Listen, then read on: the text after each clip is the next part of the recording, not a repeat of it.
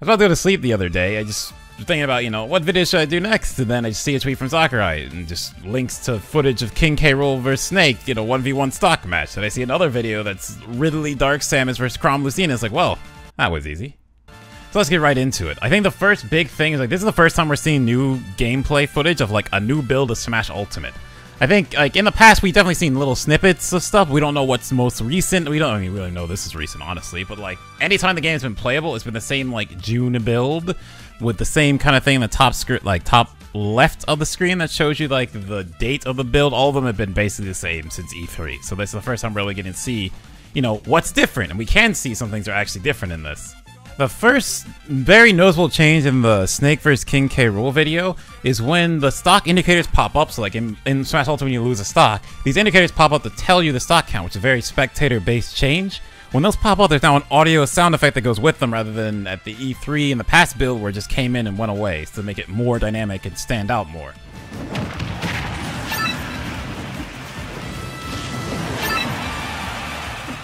See, I know some people were talking like they didn't like that these things came up and blocked the screen and just came in and went and didn't do anything else. Well, maybe this sound just accents them more and adds to them more. Like, the first time I heard it, I was like, what was that? And I went back and, like, checked and saw it was, like, when those came up, each time that sound effect happened. So it definitely makes it stand out more. It could even be a thing of, like, you got it tabbed out. You could hear that, and if you get used to the sound, you're like, oh, someone lost the stock. I better tune in and see what's going on. Stuff like that.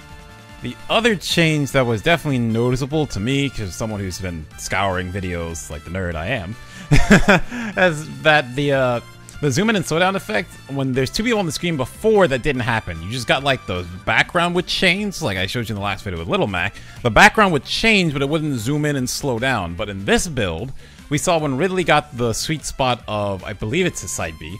It's either side or down. But when he got the sweet spot on like the little tails pin, it actually zoomed in, and it was a doubles match with 4 people on the screen. Now, there's a couple reasons it could have happened. They were all in the same area, so maybe it happened because they're all very close to each other, or maybe it's just a Ridley exclusive thing, but it was definitely something that wasn't there before, and honestly, I like it. I like the fact that the slowdown is being highlighted. I think it's really cool, and I think it should be highlighted more when it happens.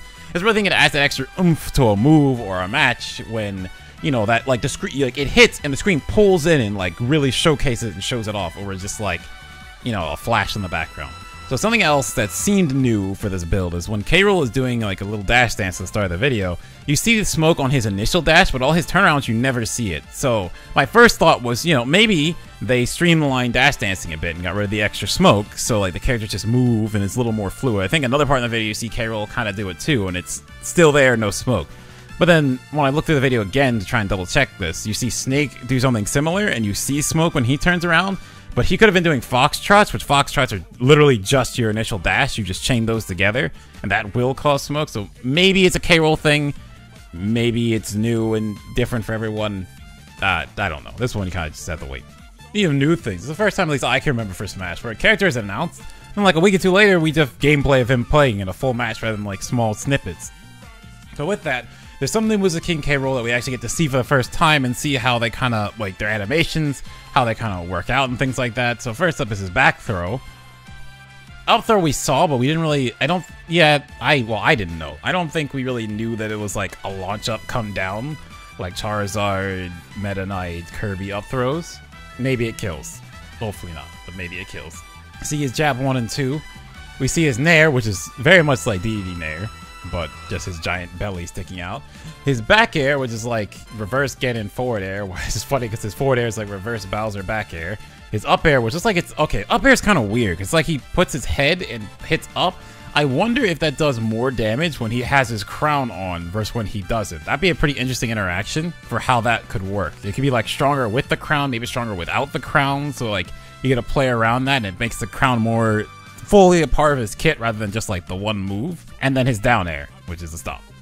Okay, so I think after seeing how his crown toss works in the match, people are way more interested in that move now than before. Because before it kind of looked like a little lag. He looked like he threw it, he's stuck there until it comes back to him. Now we see that like he can throw it and just act like it's like a boomerang, but different in ways we'll get to. But the one cool thing is like he throws it, then you see him like jab at Snake's shield while the crown is coming back. So you can almost frame trap people. That's probably the wrong word to use there, but it gets the idea across what I'm going with here. think maybe it's actually an unblockable where you throw it, it's coming back, so it's like, oh crap, I have to block the crown, and you just grab them. Like, that's pretty powerful if he has a kill throw. Like, or just, if he's anywhere near a grappler, that's really powerful. So speaking of boomerangs, like I said earlier, so it comes back like one, but something we see is that when it gets to where he was, unlike the boomerangs where you catch it, it actually just is on the ground as an item, and we see Snake actually picks it up.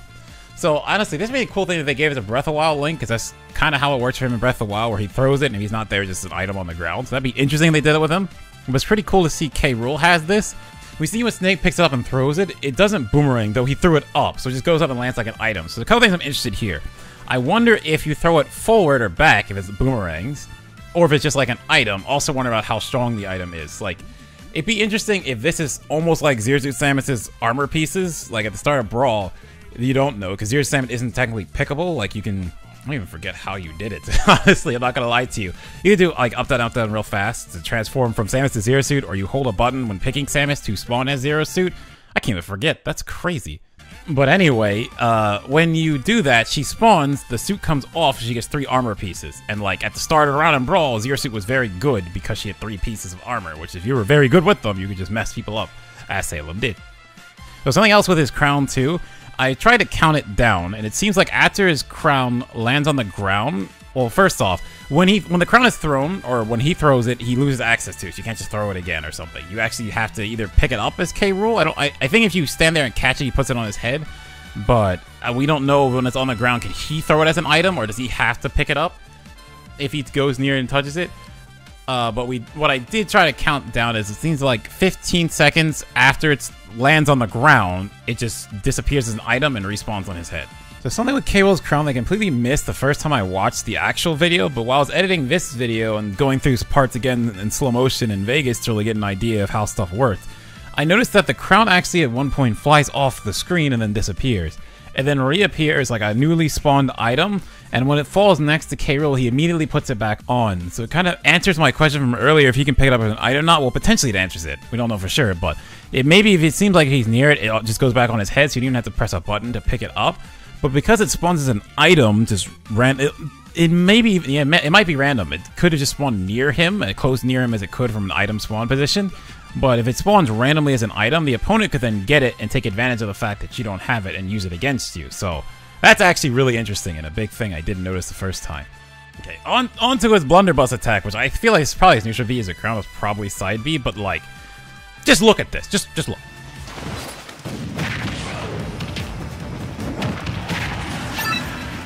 Like, that is one of the coolest things I've ever seen, and to me it's crazy that Nintendo put this in a video, and like, this is Nintendo showcasing this thing, and it's like a really awesome kind of combo, and it's like, that's kind of nutty. I didn't think before about that blunderbuss being a slow projectile after it's like, after the bullet goes out, or the ball, or whatever. After it flies in the air, it's just a slow moving projectile. So like, he could definitely dominate horizontal recoveries with this, because like, it's just slow sitting there in the air. So that way, if you're just like Fox Falco side being and this thing is just there, you have to go around it. You cannot contest that. I'm also curious about how strong base it is. I mean, Snake died at 86. He got forward aired into it and died at 86 after, like, before he got hit to it. What I really want to know about this move now is how fast can he pull it back? So when he actually gets it back, it hits Snake's grenade that he threw. The grenade explodes on Snake.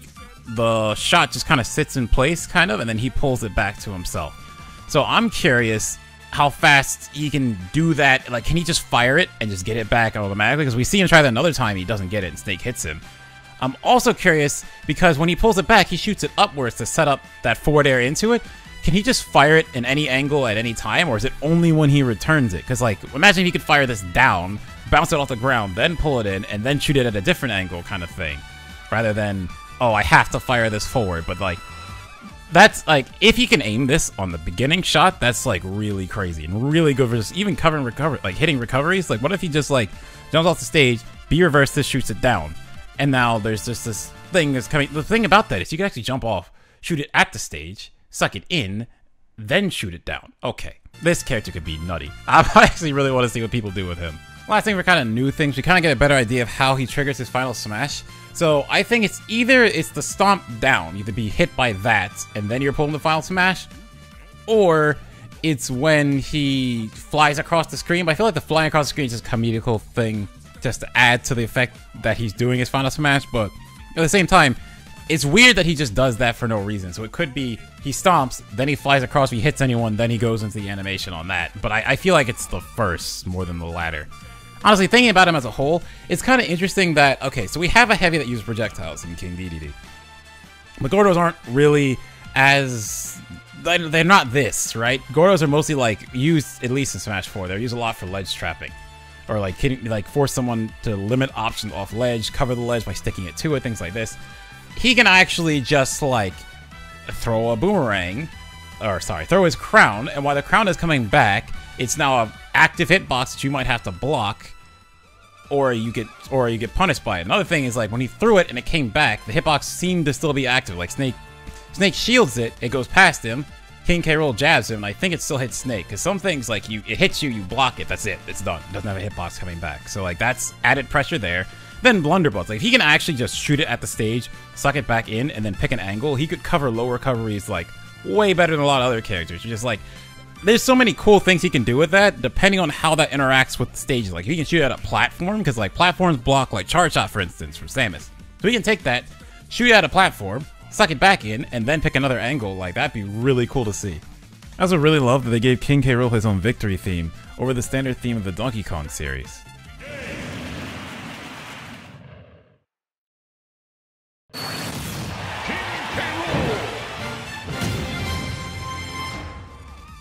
So giving the villain characters or the rival characters themes, something that started with Meta Knight back in Brawl, and then was added to Bowser and Bowser Jr. in Smash 4. So going forward, they keep doing that with the characters who are in the same series, but like the villain or rivals will get them. So characters like Ganon and Wolf who didn't have it, maybe they'll get it. I thought I noticed a few new things with Snake, so we'll touch on him for a bit as well. To me, I felt he sounded different. Like the sound effects, at least to me, as someone who's played Brawl for a long time, it didn't sound like Brawl Snake. It sounded like he's doing the same lines, like he's still saying here, but it sounds different than the way it's said in Brawl. Even like him getting hit or him getting pushed back, even though those sounds weren't really in Brawl, they were in the files, but that sounded new to me compared to before. And we had David Hayter confirming he is the voice of Snake in this game, and most likely there are going to be new codex. I mean, not most likely. There's a high chance there will be new codex calls for characters that aren't in Brawl, and he'll have to revoice those, so why not have him do the character again too if you have him? So I think there's a high chance that was a new voice I heard, but, you know, gotta wait. Also, he definitely had new sounds. When he pulled a grenade, it had a much more noticeable sound than before. And on his missile, also had a different sound. So it's cool that they're, like, touching up audio stuff for that this phase in the game now, compared to, like, the original build.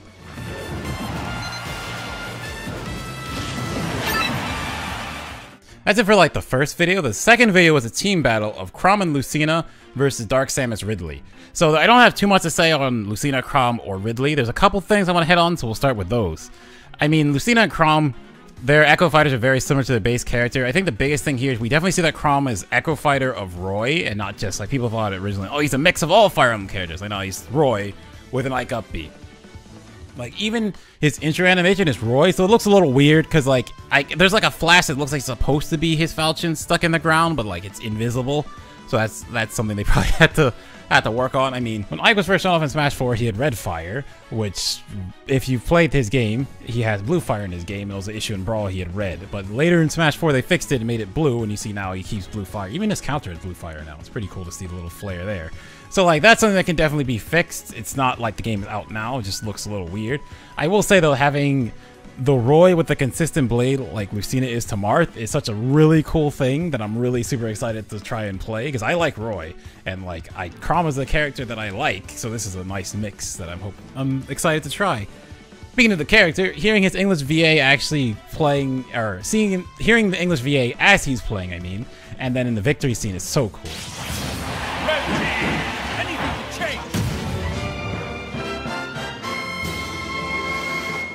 For Lucina, the only thing I really noticed is that she has the new jump animation that Marth has. Besides that, it's Lucina, so a lot of stuff you see on Marth, you'll see on Lucina. It really seems like Chrom, Lucina are going to be... Chrom, Lucina, Dark Pit are like the echoes of Echo Fighters kind of thing, where they're almost one-to-one to their character with actually very minor differences. So moving on to Ridley, I honestly only played him once at E3, and there's not a lot of footage of playing him to really sit down and figure out how he works. I don't really know if things got changed in this build. I know neutral B did 20% to Chrom instead of 30% when it's charged, though I think some hits missed, so that's up in the air. I will say his death scream is interesting. Then we move into Dark Samus. So Dark Samus, I think, is really interesting because obviously, as we see in this video, it looks a lot like normal Samus, but the animation being different at least sets it apart compared to like Chrom, Lucina, Dark Pit, as I said earlier. So things like the pose of Charge Shot is different, Up Smash is slightly different. The most noticeable thing I saw is the power missile in the air. Dark Samus seems to extend its body out more. It's more expressive, but that means it might also have a larger hurt box when doing it. It could be a trade-off. That's another thing with Dark Samus, because Dark Samus floats, and they made the decision that when Dark Samus both jumps and when Dark Samus rolls, it's not like its jump is not screw attack, or it's not, well, the double jump isn't technically screw attack, but it's like Samus's double jump is like curls in and jumps. Dark Samus is more open and splayed out, so Samus might have a smaller hurt box in that spot than Dark Samus there. Same thing with roll. Samus will have a longer roll, but it's slower, and Dark Samus has a quicker roll, it doesn't go as far. I also say that Dark Samus dash attack did look more noticeably different than Samus's in past games at least. So the animation is definitely different because again, Dark Samus floats, so getting into that dash attack animation is different. To me, it looked more like a Shine Spark with the effect around it than Samus's dash attack in the past games. Also, we have to talk about the fact that almost killed Lucina at 103% after Dark Samus had already dash attacked 2 other times. And I think the only reason Lucina didn't die, because when you look at the little box in the corner for the Blast Zones Arena for O, that's giant Blast Zones compared to where the stage is. So I feel like on a different stage, Lucina died to dash attack from Dark Samus at like 103%. That's kind of nutty. I want to reiterate, like I said earlier, I really like the Dark Samus style Echo Fighter more than Lucina, Chrom, Dark Pit, Dark Pit, it's literally a carbon copy of Pit. That's this whole thing. Lucina fighting like Marth, okay, I can understand. Chrom fighting exactly like Roy is a little weird, at least he has Aether. But it's like Dark Samus having new animations to really make it feel different than regular Samus, I think is really important. Especially like, I really hope Richter and Daisy, which they have different idols, like the idols are different between Daisy and Peach and Richter and Simon, but I really hope like their animations also carry through to make them really just feel different. Even if they don't, even like the moves are the same, them animating differently could be all the difference so them not to feel like, you know, it's just Marth 2 or whatever. Alright, the last thing is that we actually got to see stage morphing in a more normal match besides like just a clip and a direct. I mean, I saw people complain that it looked laggy. In this video, stage morphing did not look laggy. That looked very smooth. The only really weird thing was Ridley side B'd Lucina and got like stuck on a part during the stage morph. That could have been Brinstar. That could also be he can't move while the stage isn't done morphing. So that seemed a little odd, which that can always change, but yeah, that was a little concerning. Some other things cool with stage morphing that we see in this, the Blast Zone box doesn't appear until the stage is fully in. Another thing I really like, because I really like the music in these games, is that it actually tells you the song that's playing once it's morphed in, like the little song icon or at the top left of the screen pops back in and tells you, hey, this is the song that's playing. Like I think that's a really cool touch.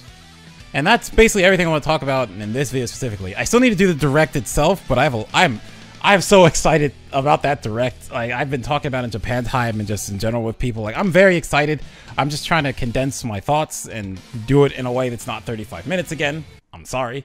But yeah, look forward to that video. That should hopefully be soon. TM.